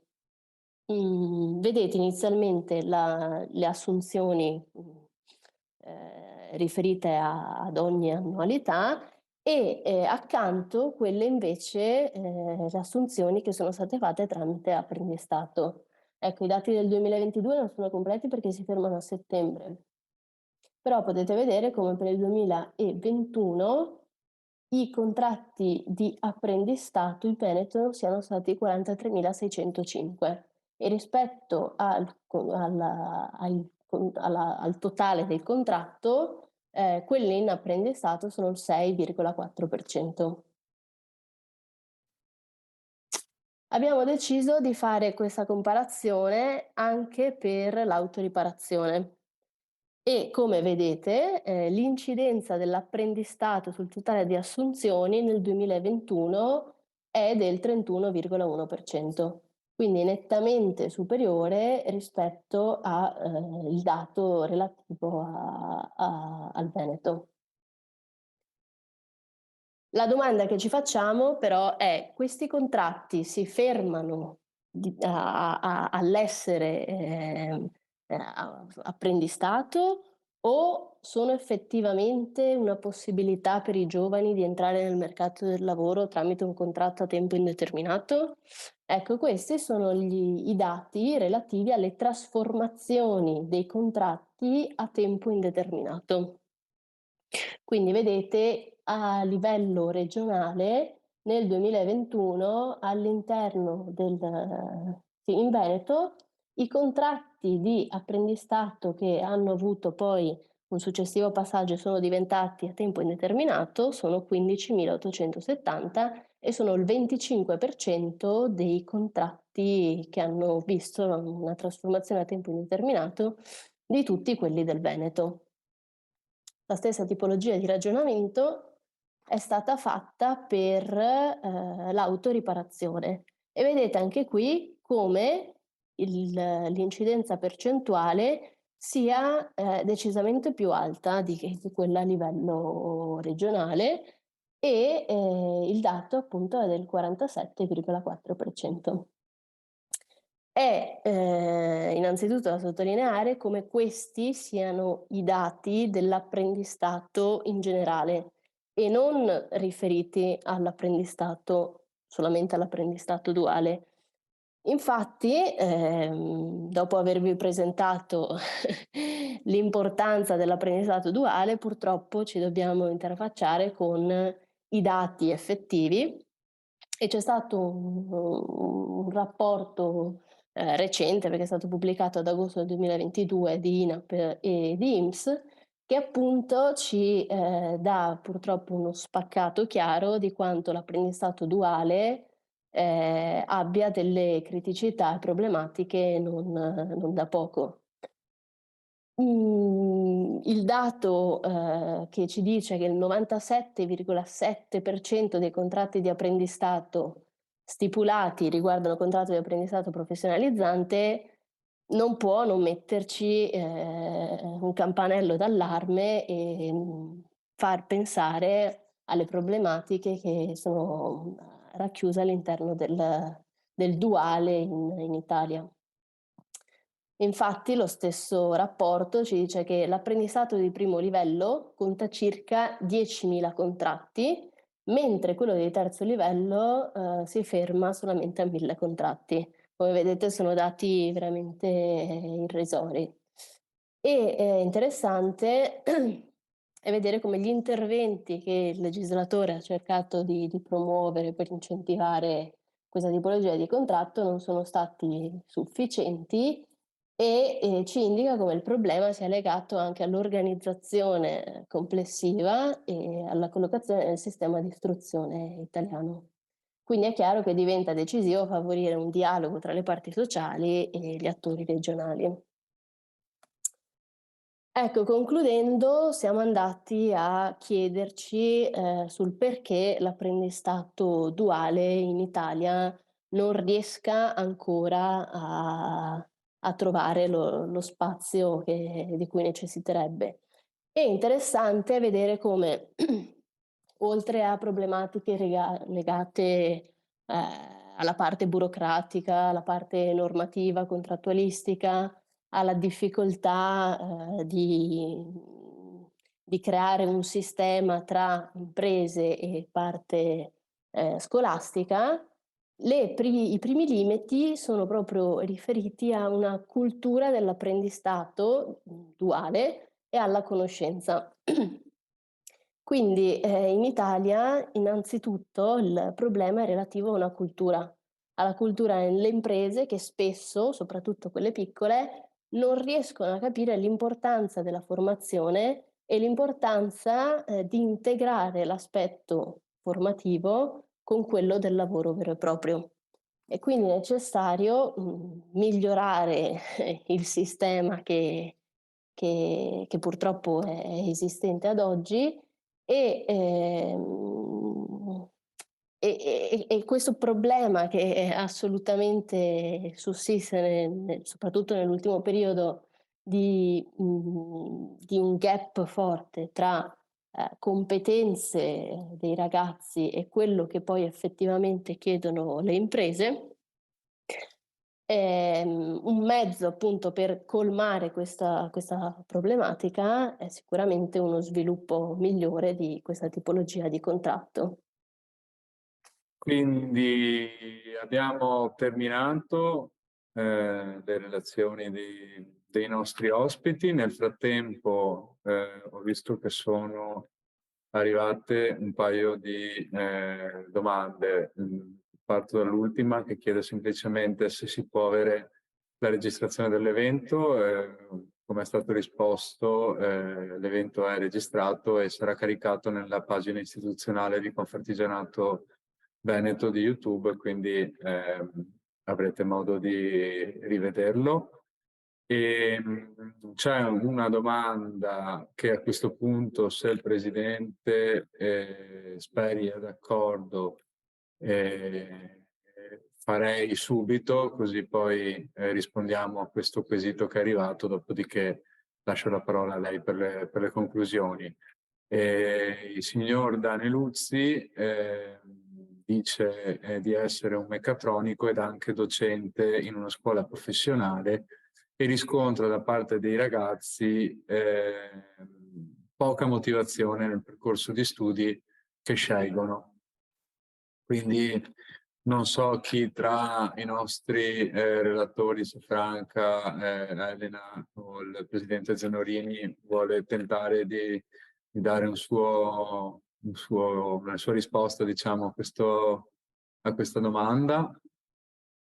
Allora, magari inizio io dopo brevemente. Ecco, io torno un po' sul tema che aveva lanciato anche Orazio Zenorini. Cioè, qui c'è un tema di, come dire, non corretto orientamento in ingresso della scuola superiore, o forse, come dire, c'è un tema di, in qualche modo, non adeguata valutazione delle scelte per cui che uno fa a 14 anni. Quindi sicuramente, come dire, va aiutato il sistema scolastico ad avere una rappresentazione più chiara dei mestieri, anche attraverso elementi di comunicazione che possono essere video, racconti, storytelling su come sono evolute le imprese artigiane, su quali sono le effettive opportunità che questo offre. D'altra parte sappiamo che è una come dire, una generazione che va motivata costantemente anche al lavoro, ma probabilmente anche a scuola, quindi va a trovare il giusto mix rispetto a queste due considerazioni. Ecco. Grazie. Io direi al presidente Zanorini se vuole. No, aggiungo, detto bene Franca, assolutamente benissimo.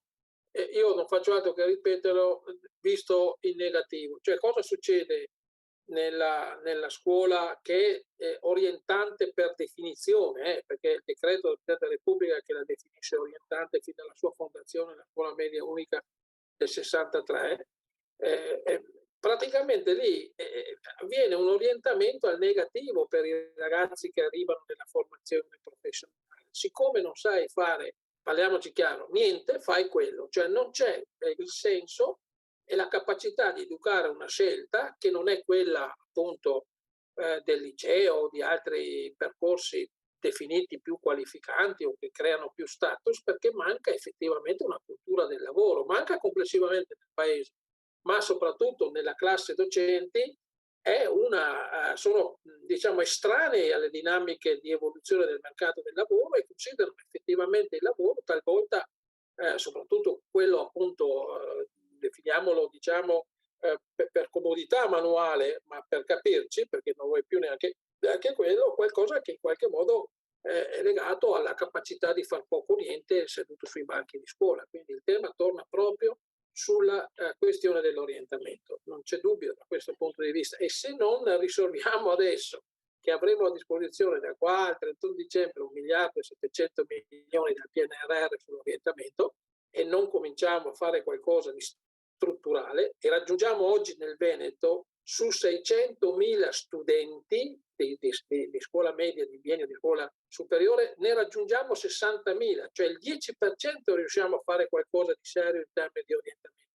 Poi effettivamente ci spieghiamo tutto, dal signore che adesso ha sollevato giustamente il fatto che sono poco motivati e che quando hanno in realtà scelto non hanno scelto, fino a quando vanno via, non fanno quello per cui sono qualificati o dopo aver provato 1 o 2 anni se tornano a fare dell'altro. Ecco, anche per questo motivo, non dico non solo, ma sicuramente perché non siamo in grado di avere un sistema di orientamento.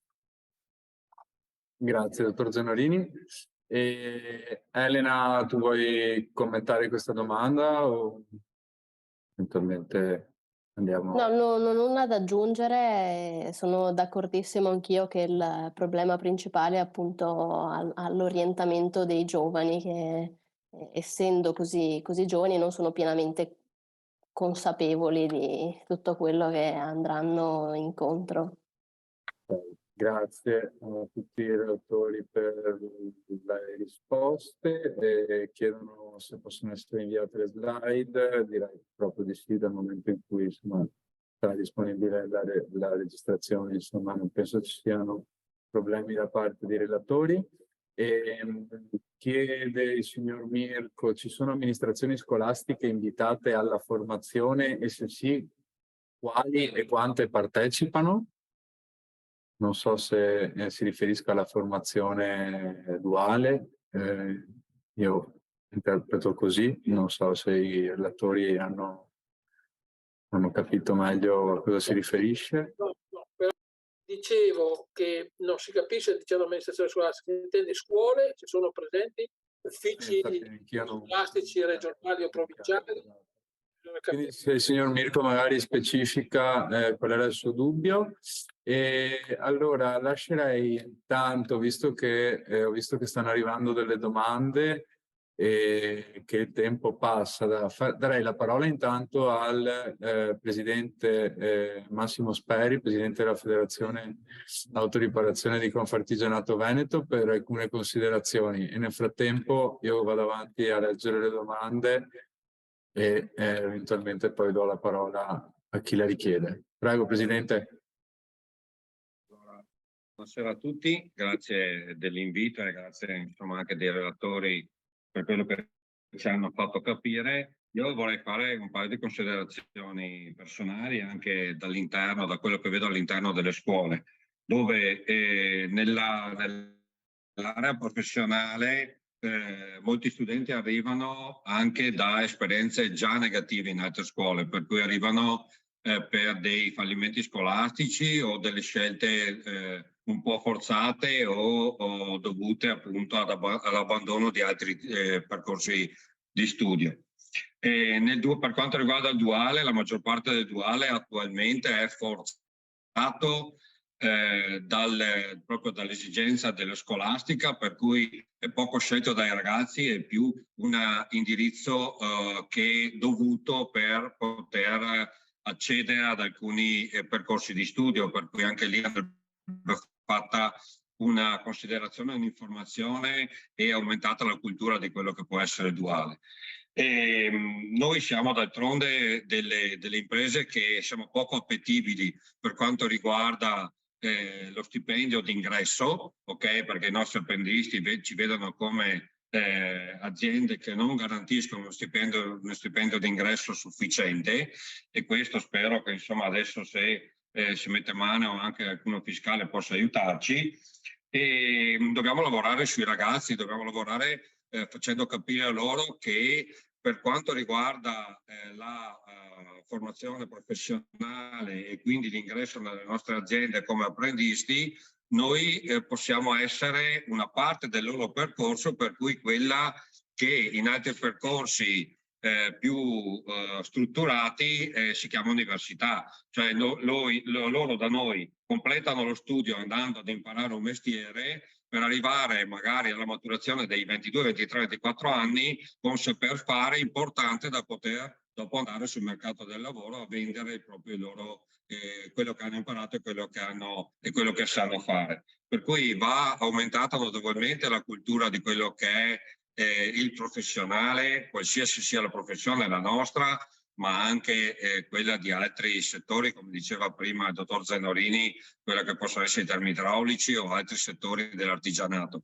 Va fatto capire ai ragazzi che c'è una prima fase di investimento, per cui fargli capire bene cosa vuol dire duale, vuol dire essere a scuola ma essere anche già nel mondo del lavoro, vuol dire entrare in un mondo che capisci già quello che ti aspetta poi, per cui manca un po' di cultura forse, un po' di qualcuno che segua questi ragazzi per fargli capire che la scuola professionale è una scuola che ti può portare comunque a una maturazione scolastica, una maturazione culturale e anche una maturazione economica che tante volte non ti porta neanche all'università, per cui questo secondo me è importante. Grazie. Grazie a lei, Presidente Speri. E prima di dare la parola ai relatori per magari dare un punto di vista rispetto alle osservazioni, leggo anche altre domande che sono arrivate, così nel frattempo poi i relatori magari possono rispondere alle questioni. Ci chiedono se molti consulenti non conoscono e non propongono come strumento l'apprendistato di primo livello. Effettivamente segnala il signor Serena, effettivamente ha emerso in un po' tutte le relazioni dei nostri relatori, una mancanza anche di adeguata comunicazione e informazione rispetto a quelli che sono gli strumenti. E poi c'è Massimo Ruffa che pone la domanda se l'orientamento scolastico non debba essere fatto ai genitori prima e ai ragazzi poi. In tal modo si può sfatare il mito che nelle scuole professionali non si va per studiare. Questa è un po' la provocazione che lancia Ruffa. Poi Stefano Garibbo chiede un possibile intervento, direi di sì, però in un secondo momento Stefano, perché avevo chiesto di scrivere i quesiti in chat perché siete molti partecipanti, quindi nel momento in cui si dà la parola a ciascuno diventa un po' complesso da gestire. E nel frattempo il signor Mirko chiede se erano state invitate le scuole a partecipare all'incontro di oggi. Principalmente l'invito era rivolto alle imprese perché questo diciamo era un momento informativo per le imprese. Poi comunque, come si diceva, la registrazione sarà online, quindi sarà possibile eventualmente rivederla. Ok, quindi io allora leggo l'ultima, dopo lascio la parola ai relatori per gli spunti che sono emersi e eventualmente poi dalla regia chiedo se mi attivano l'audio di Stefano per il suo intervento. Sono insegnante di autoriparazione e penso che una buona soluzione sia la formazione duale, che la formazione duale sia di durata pluriennale. E ecco, darei la parola, non so, a Franca e nell'ordine, dopo al presidente Zenorini e a Elena per commentare quello che ho appena letto. Allora, e ovviamente scusate le osservazioni del presidente.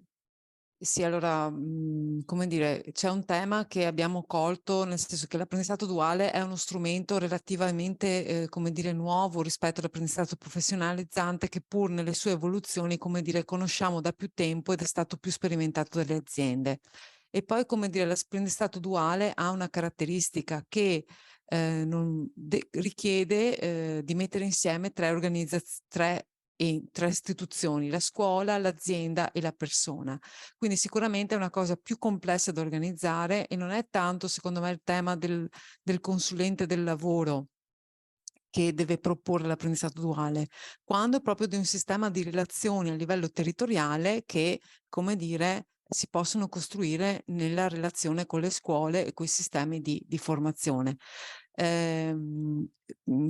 Come dire, molte delle nostre società di servizi che gestiscono i servizi di paghe, di contributi, l'assistenza dei contrattuali di Confartigianato sono in grado di darvi la giusta e corretta assistenza proprio per attivare dei percorsi di apprendistato duale e quindi, come dire, rivolgetevi alla vostra associazione provinciale di riferimento, di mandamento per chiedere contatti e possibilità per attivare questo sistema dell'apprendistato duale, perché anche se i numeri sono bassi, saranno sicuramente in crescita e diventerà uno strumento sempre più disponibile nei prossimi anni. Quindi le aziende che fossero interessate ad approfondire questo argomento, ecco, io vi invito a rivolgervi ai vostri referenti associativi che si occupano appunto del tema contrattuale proprio per avere contatti e quant'altro. Sapranno poi indirizzarvi loro alle scuole e ai centri di formazione professionale con cui avviare questi tipi di contratti e di collaborazioni. Franca, darei la parola al dottor Zenorini se vuole. Sì, così rispetto agli interventi vado anch'io un po' a random.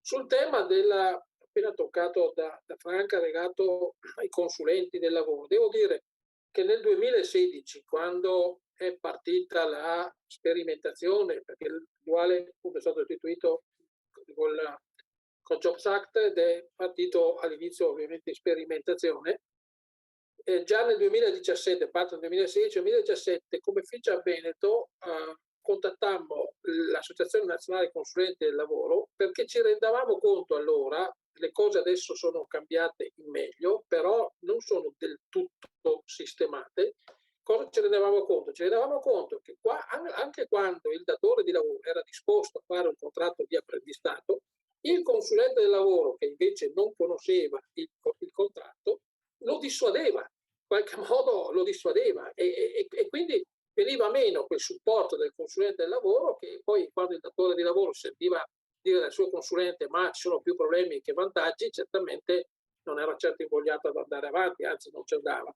Allora facemmo il giro delle 7 chiese, dico io, perché andammo in tutte le province e con gli iscritti all'ANCL Veneto cominciamo una sorta di diffusione, non solo, cioè di spiegazione, insomma di far capire la ratio che ci sta sotto a questa iniziativa allora sperimentale.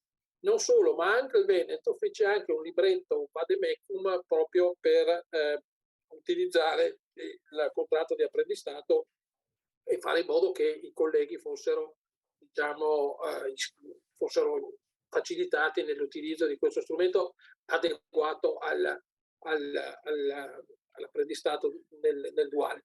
Devo dire che poi negli anni, sono passati non tantissimi anni, ma 5-6 anni, effettivamente le cose, anche dal mio punto di vista, sono migliorate, con qualche rigurgito qua e là, ma poi, come faceva notare anche Franca, le associazioni di categoria e quant'altro si sono adeguate bene, insomma, nel supportare questo. Noto che comunque l'apprendistato di primo livello è un apprendistato anche complicato per i vari soggetti che alla fine chiama in causa. Tanto è vero che a livello ministeriale è stata fatta proprio un tavolo tecnico interistituzionale per seguire questo andamento, e lanciavo questa idea anche all'assessore Donazzan l'anno scorso, che non lo colge, di avere anche cioè di mutuarlo anche a livello regionale, perché nel momento in cui le scuole e le imprese si sentono tutelate da un organismo preposto a risolvere i problemi e non a scaricarli addosso a nessuno, faciliterebbe anche in questo aspetto. Secondo passaggio sull'orientamento scolastico per i genitori, certamente qua però, certamente nel senso che i genitori, è vero, i genitori tendono a scegliere il posto dei ragazzi, tanto perché i ragazzi effettivamente hanno un'età in cui non è facile prendere parlo di ragazzi con la media, la terza media, prendere fare delle scelte da soli, insomma, da questo punto di vista. Però un conto è essere supportati dai genitori, un conto è i genitori che fanno le scelte perché magari compensano qualcosa che non hanno avuto loro, eccetera, ed è dimostrato che spesso è così. Il tema è che occorre creare le condizioni perché ogni ragazzo che si trova in una fase di passaggio della vita, in questo caso da scuola a scuola, abbia delle ore a disposizione, una decina di ore a disposizione, con qualcuno di capace che gli faccia, come dire, un percorso di educazione alla scelta che tende a mettere assieme desideri e realtà in ordine anche, come dire, senza soffocare i primi e senza travisare la realtà, perché spesso occorre dire anche, o talvolta, non tutti i ventagli sono aperti per tutti per una serie di condizioni, e occorre che i ragazzi ne prendano consapevolezza. Ecco, un lavoro sui ragazzi e sulle ragazze di questo tipo limiterebbe l'intervento inappropriato dei genitori, perché quando intervengono in termini inappropriati. Non è colpa loro, nessuna colpa a nessuno, però è inappropriato. E questo è un elemento. 600 ragazzi, 600.000, ci vorrebbero una decina di ore. Vediamo quanto viene fuori, quanto costano e anche quanta gente c'è a disposizione per fare questi percorsi, che non sono non li può fare chiunque. Un minimo di capacità ci vuole, e le persone le possiamo anche formare se vogliamo intervenire strutturalmente, non qui e ora, ma in prospettiva di almeno 2 o 3 anni. Altro aspetto che tocco è il tema del duale pluriennale. Ecco, lì qualcuno aveva toccato il punto che il duale va bene, allora il pluriennale. Lì la questione, dai dati che sono in Regione Veneto, ripeto, siamo partiti sperimentalmente nel 2016 e quindi con il 2022 sono 6 anni, di cui 3 a regime, come si dice, emerge con chiarezza che le imprese complessivamente preferiscono il sistema, anzi optano decisamente per avere un ragazzo di 4º anno di diploma, e quindi un solo anno, che però abbia i 3 anni di qualifica alle spalle e quindi già appunto una qualifica e un'età intorno ai 18-19 anni, se non 20, se sono, come diceva Massimo Speri, anche provengono da altre scuole, da altri successi, piuttosto che avere a che fare con ragazzi molto giovani, quindi del triennio, che vuol dire che se sono regolari iniziano a 14 anni, per poi averli in azienda appunto troppo presto. Ecco, qua è un dato quindi abbastanza sodato che la preferenza va su un anno solo al momento di quarto anno, appunto il triennio non è molto ben visto. Lo dimostra il fatto che mentre nel quarto anno non è difficile avere contratti di apprendistato, già nel triennio si tribula di più, insomma. Ecco. Grazie Zenorini. E nel frattempo abbiamo attivato il collegamento a Stefano Garibbo, collega contrattuale di Confartigianato Marche Trevigiana, che può intervenire. Prego Stefano. Sì, grazie, buonasera a tutti. Complimenti alla Federazione per aver organizzato questo evento, che se anche nasce sulle necessità occupazionali dell'autoriparazione, ci dà l'occasione di parlare di questo strumento. Io volevo solo dare la testimonianza, la Franca lo sa bene, la Federazione lo sa, però mi piaceva insomma raccontarlo, perché su Treviso noi stiamo puntando forte, abbiamo convinto nell'ultimo biennio ben 4 IPSIA ad aprire sulle quarte e quinte, quindi giusto in continuità a quello che diceva Zenorini. Lo confermo perché anche nell'esperienza che abbiamo aperto con gli IPSIA, quindi non con il mondo degli FP, che da anni sono stati i pionieri, i precursori del duale, anche perché ovviamente era più semplice nel loro modello di offerta scolastico, in cui già tradizionalmente viene trasferito molto in azienda della formazione che offrono.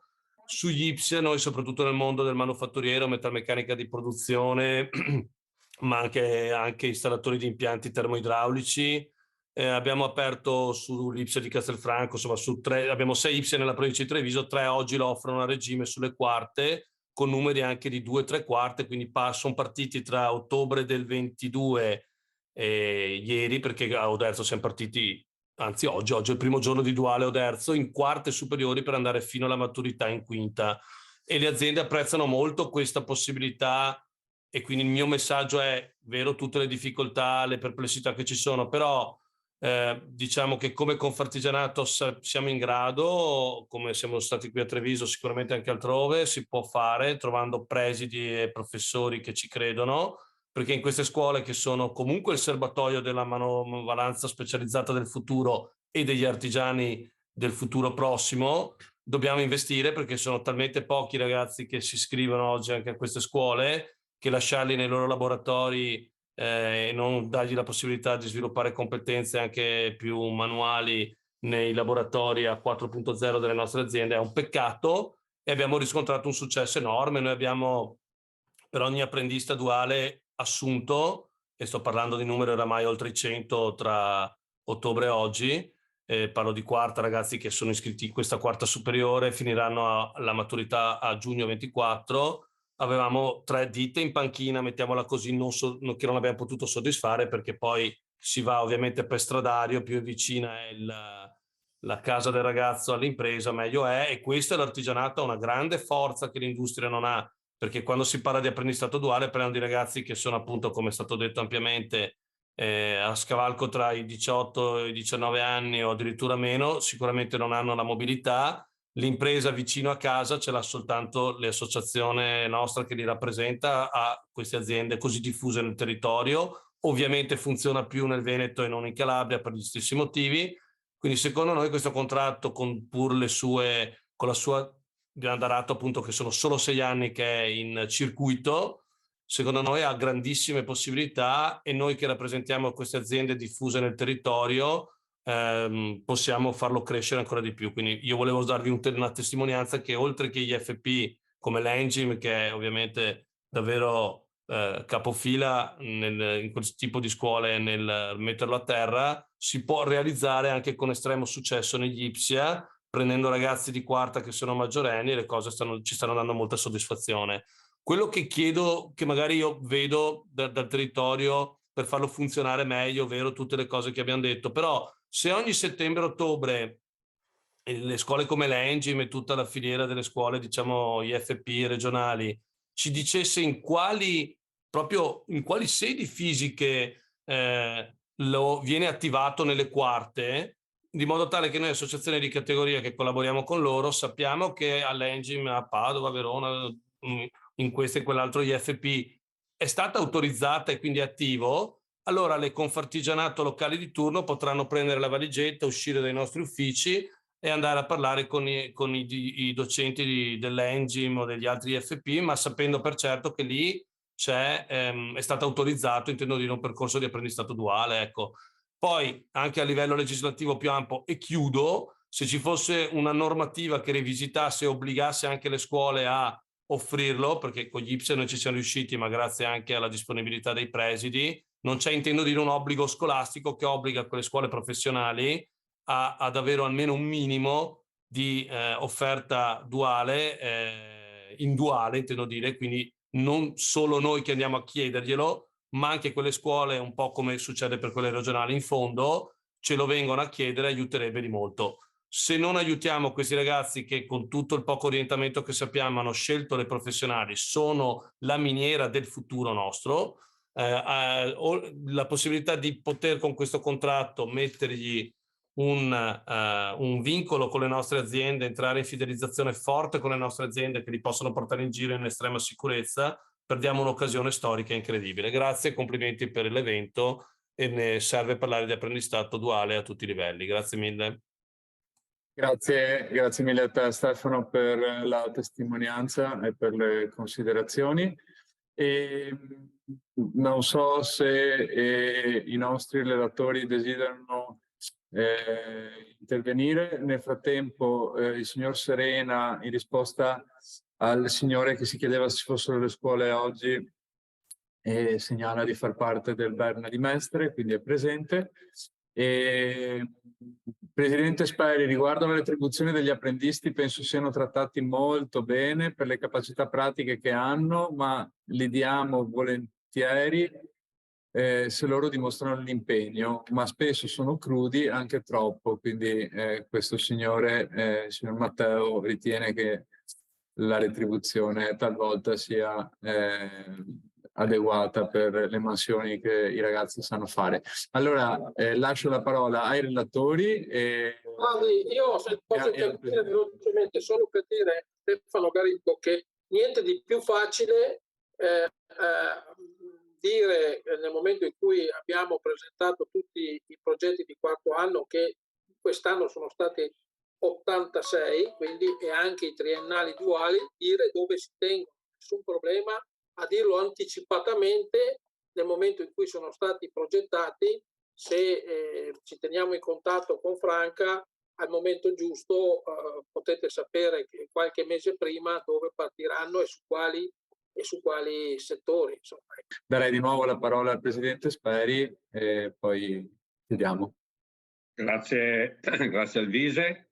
Allora posso essere d'accordo sull'adeguato compenso, sullo stipendio che diamo agli apprendisti, però la mia osservazione era che questo stipendio che loro considerano basso rispetto ad altre opportunità ci rende poco appetibili, per cui la mia considerazione era che va fatta informazione sul perché lo stipendio non è inizialmente adeguato magari alle loro aspettative, perché comunque da noi continuano una formazione e una maturazione del settore. Era questo la considerazione. Io ringrazio tutti i relatori, credo che sia stato interessante per tutti noi, anche per capire appunto come muoverci rispetto ai problemi che abbiamo nel trovare disponibilità di manodopera. Spero che questo incontro porti ad altri incontri e a un dialogo tra i vari istituzioni, per cui noi Confartigianato, ma chi si occupa di contrattuale al nostro interno, ma anche le scuole all'esterno, a un dialogo continuo per migliorare sia la possibilità per i ragazzi di accedere al mondo del lavoro e dare a noi l'opportunità di trovare quelli che sono gli artigiani del futuro. Insomma. Grazie a tutti e speriamo che appunto questo sia il primo di vari incontri che ci porti a capire e a risolvere le problematiche della manodopera. Grazie al Presidente Massimo Speri. Quindi io mi avvio verso la conclusione, perché ho visto che nel frattempo non sono arrivate altre domande, quindi vedo che arrivano i ringraziamenti da parte di Luca, il collega di Verona. Quindi allora io ringrazio innanzitutto i due presidenti, il presidente Massimo Speri della Federazione Autoriparazione di Confartigianato Imprese Veneto, il vicepresidente Alessandro Marin, rispettivamente presidenti dei carrozzieri e dei meccatronici.